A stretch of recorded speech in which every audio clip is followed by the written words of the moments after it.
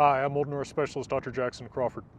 I teach at the University of Colorado Boulder, previously at UC Berkeley and UCLA, and I'm also a translator of Old Norse myths and sagas. I had the privilege of consulting Ian McShane on his pronunciation of Old Norse for American Gods Season 2.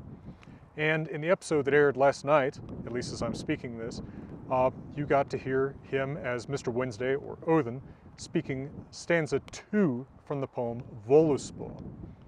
Now, the pronunciation that I taught Ian McShane and that I use myself on my channel and in my Old Norse classes is reconstructed Old Norse pronunciation, not the modern Icelandic pronunciation you're more likely to hear from people who are perhaps more casually acquainted with Old Norse or who have taken Old Norse from someone else, as I prefer that medieval genuine pronunciation, not the modern pronunciation.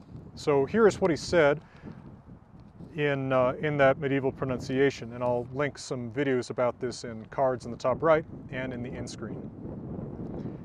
Ek man jotna orum borna, thoer forðum mik huda hofdu, niu manek heima, niu yfithjor, mjot við meran, fyr mold neðan. I remember the giants, born so long ago, in those ancient days they raised me. I remember 9 worlds, 9 giantesses, and the seed from which Yggdrasil sprang. Now, in the poem that this comes from, Voluspa, which is the first poem in the Poetic or Elder Edda, it is not Odin who speaks these lines, but rather the Volva, or witch, Circe, that Odin has summoned to tell him about the beginning and the end of the world, Ragnarok.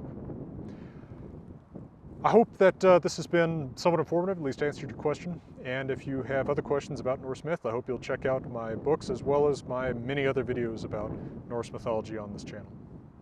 For now, from beautiful Colorado, let me wish you all the best.